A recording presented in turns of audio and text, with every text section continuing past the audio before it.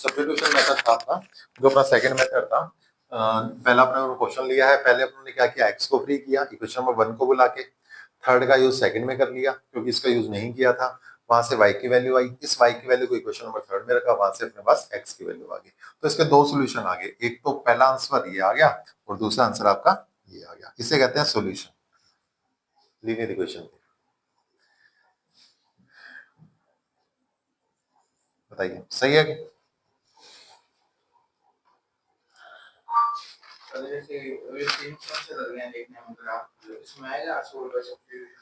हाँ, solve by substitution method by name आएगा भी। अगर नेम ना लिखाए, कई बार ऐसा होता है कि नेम ना लिखाए, तो आपको क्या करना है, जो मर्जी मेथड लगा देना, ठीक है, जो मन करे वो मेथड लगा देना। ये अपना एग्जांपल नंबर फर्स्ट है, बता देता हूँ, एग्जांपल नंबर फर्स्ट है ये, और पेज नंबर कितना है, 51 है क्या 50 है, 51 है शायद, ये 50, हाँ 52, पेज नंबर 52, ठीक है, अरिहंत वाली बुक से। अब जो क्वेश्चन आ रहा है वो आ रहा है आपका बेटा 3.2, क्वेश्चन नंबर फर्स्ट का second part.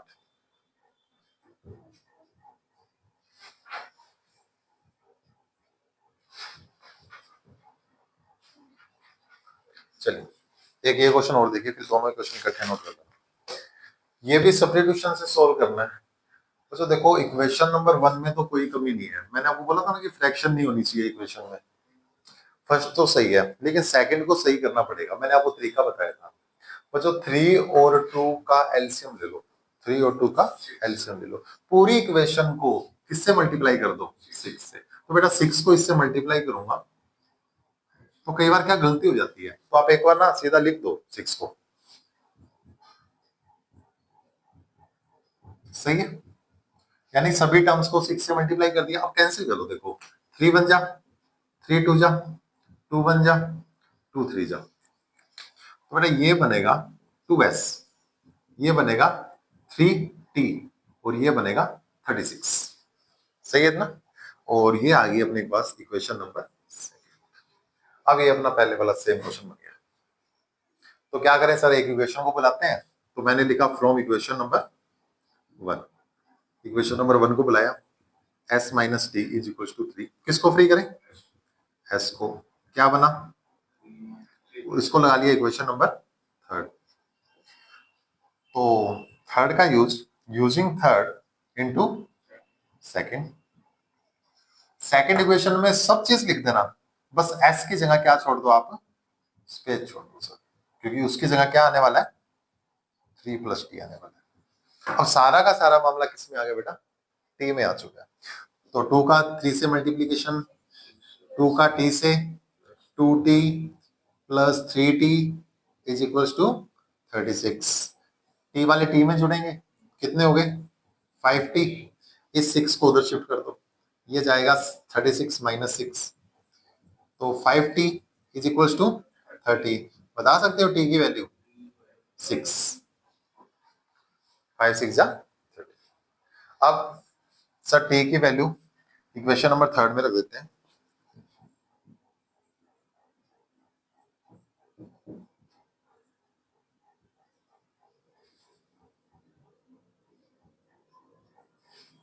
Into equation number third. बेटा इक्वेशन नंबर थर्ड s की वैल्यू बताएगी आपको 3 प्लस t, और t की वैल्यू कितनी है 6, तो बेटा आंसर कितना आ गया 9, ये आपका आंसर आ गया। इस क्वेश्चन में सिर्फ यही बताना था कि अगर फ्रैक्शन वाली इक्वेशन आ जाए तो उसको सही कैसे करना है, वो मैं आपको पहले बता चुका हूँ। क्लियर है, करो, फर्क है, पैटर्न में कोई चेंज नहीं होगा। आओ देखेंगे, तो ये दो क्वेश्चन बेसिक थे अपने, मेथड यही है, क्वेश्चन में थोड़ा चेंजेस है हल्का हल्का, काम यही करना है अपने को, इक्वेशन 1 को बुलाना है, फ्री करना है।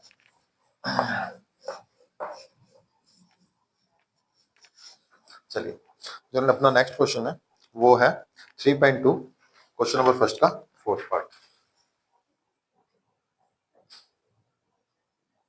आइए अभी कहता है sir 0.2x plus 0.3y equals to 1.3, और बेटा सेकंड इक्वेशन ये दे रखी है, हाँ ये भी क्वेश्चन एनसीईआरटी का ही था, 3.2 क्वेश्चन नंबर 1 का सेकंड पार्ट। ये 3.2 क्वेश्चन फर्स्ट का फोर्थ पार्ट है। 0.4x plus 0.5y is equal to 2.3। अब इधर देखो एक बार, तो डेसिमल को सोल्व करना आसान नहीं है, तो एक काम करते हैं, डेसिमल हटाना पड़ेगा। डेसिमल हटाया, यहाँ पे क्या लगेगा 10, बेटा इसको हटा के क्या लगेगा 10, और इसको हटा के क्या लगेगा 10। दोनों में सेम वर्क हो रहा है। क्या आपको एलसीएम लेना आता है इसका? तीनों का एलसीएम लिया जाएगा ना, दो का लिया जाएगा? तीनों का ले ले। अच्छा, इक्वल नहीं दिख रहा, दो का लेंगे तो 10 आएगा। यहाँ क्या बचेगा 2x plus 3y is equal to 13 upon में 10। 10 से 10 कैंसिल, तो क्या बचा 2x plus 3y is equal to 13। बेटा ये इक्वेशन नंबर 1 बनेगी आपकी। ठीक है, सेम उसमें 4x plus 5y divide by 10 equals to 23 divided by 10। 10 से 10 गया, क्या बचा 4x plus 5y equals to 23। ये इक्वेशन नंबर सेकंड। बताओ जी, यहाँ तो कोई दिक्कत? इक्वेशन नंबर 1 को बुलाना है, x को फ्री करना है, और उसके हिसाब से मैं ये कंप्लीट करवाता हूँ। इसमें थोड़ी सी दिक्कत है क्योंकि फ्रैक्शन में वैल्यू बनने वाली है। ठीक है, आइए देखिए। उस क्वेश्चन में आप चेक कर सकते हो, या तो x का वेरिएबल फ्री था या y का वेरिएबल 1 था, है ना? तो वो क्वेश्चन थोड़े आसान हो जाते हैं। देखिए भी इक्वेशन नंबर 1 से ये लिखी हुई है सर, यहीं से फ्री कर लेते हैं। क्या लिखा 2x equals to 13 minus 3y। सही है, तो x की वैल्यू बनने वाली है sir 13 minus 3y divided by 2। इसको लगा दो इक्वेशन नंबर थर्ड। इस थर्ड का यूज इक्वेशन नंबर सेकंड में कर रहा हूं। अब ध्यान से देखना भी,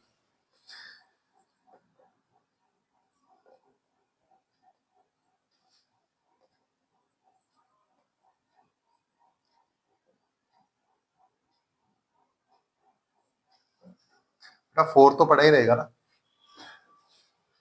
x की वैल्यू ये है, x की वैल्यू क्या है ये, इसकी वैल्यू कहां रख रहा हूं मैं, यहां रख रहा हूं।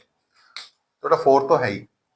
x की वैल्यू है 13 minus 3y divided by 2 plus 5y equal to 23। x के बदले ये लिखा है, बाकी 4 5 बाई 23 एज इट इज है। ठीक है, 2 2 जा 4 कर सकता है क्योंकि ये 2 कंप्लीटली डिवाइड में है, तो 2 2 जा 4। तो ये बन गया अपने पास में 2 into 13 minus 3y plus 5y equal to 23। फिर मल्टीप्लीकेशन, फिर एलसीएम वगैरह लेना पड़ेगा। ठीक है, वो नेक्स्ट क्वेश्चन में आ गया तो बता देंगे। 2 को मल्टीप्लाई करना 26 minus 6y plus 5y equal to 23। बेटा x वाले सॉरी y वाले y में जोड़ दें, कितना बचेगा बताओ, माइनस का 6 प्लस का y, माइनस का प्लस का माइनस का।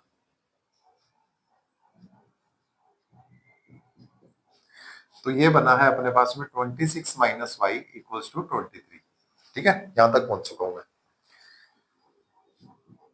26 को उधर शिफ्ट कर दो तो ये बनेगा माइनस का y 23 minus 26 minus y equals to minus का 3, माइनस से minus cut y equals to 3। बिल्कुल स्मूथली चलेगा क्वेश्चन, कहीं कोई दिक्कत नहीं होगी।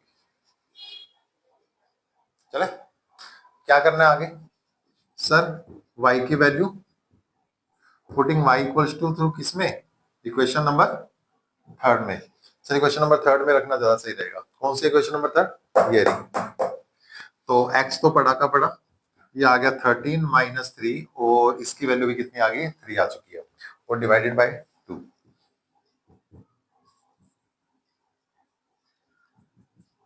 x इक्वल्स टू 13 माइनस 3 3 जा 9 divide by 2। x equals to 13 में से 9 कितने बचेंगे, 4 ही बचेंगे। x की वैल्यू आ गई 2। तो बेटा ये आपके आंसर आ गए, पहला आंसर। बताइए, ठीक है, कर लो नोट।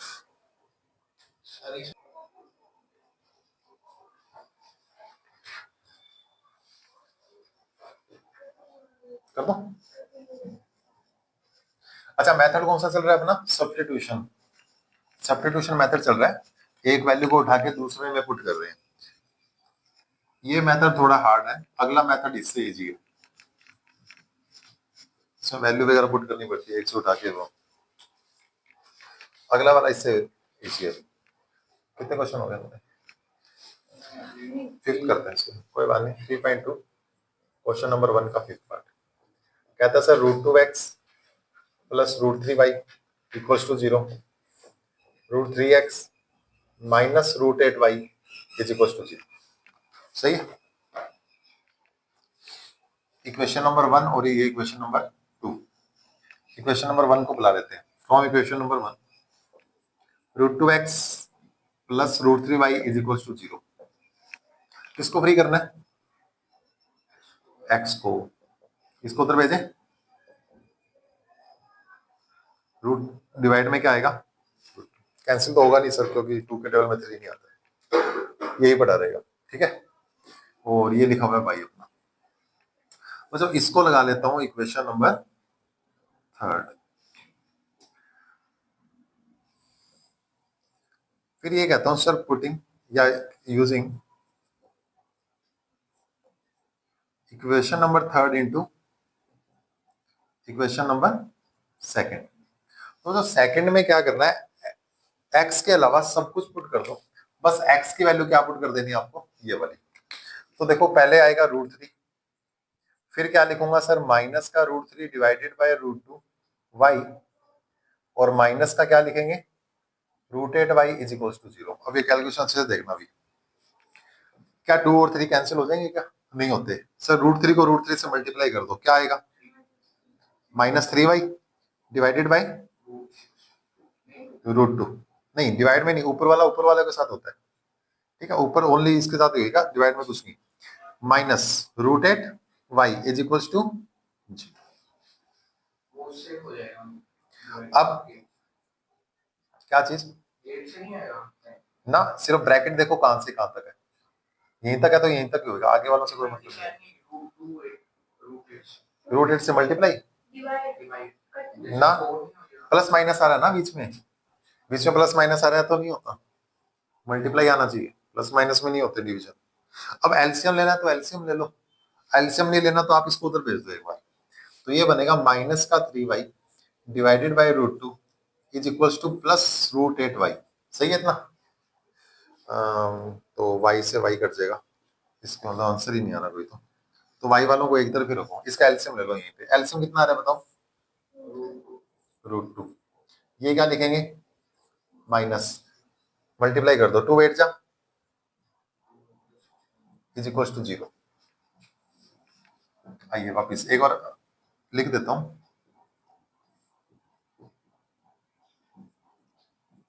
लो जी, यहां तक कोई दिक्कत है बताओ?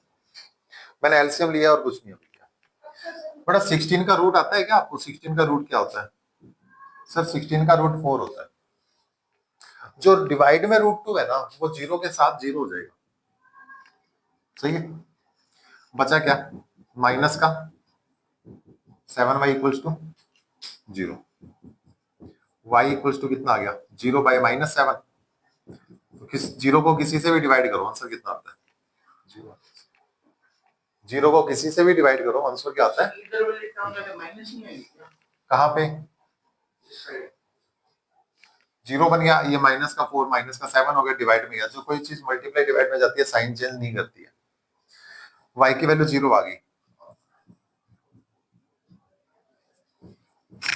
कौन सी इक्वेशन में रखना चाहते हो? इक्वेशन नंबर 3 में। इक्वेशन नंबर 3 क्या कह रही है सर?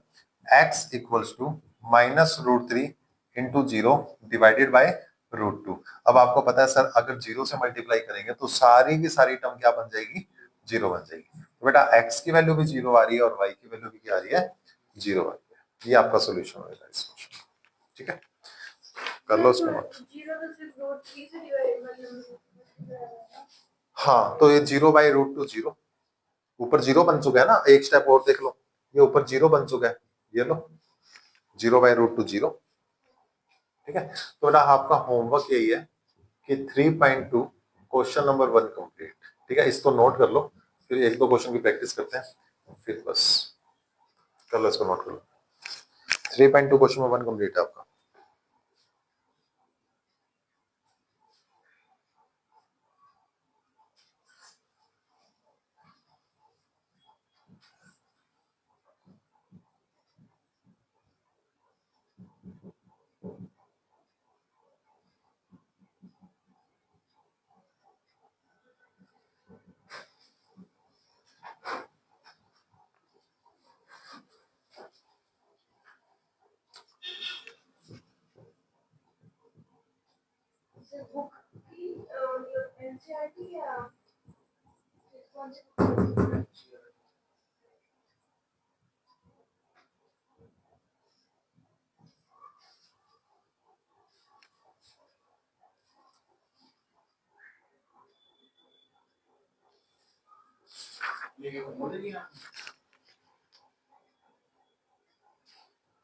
ये first question of the x-ray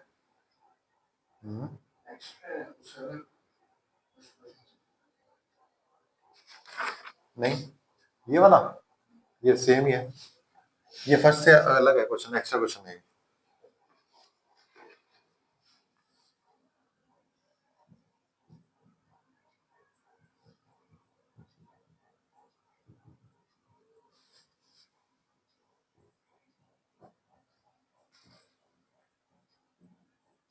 लो जी, इतना ही है। कल अपने स्टार्ट करेंगे एलिमिनेशन मेथड, ठीक है। यहाँ अपना सब्स्टिट्यूशन मेथड खत्म होता है।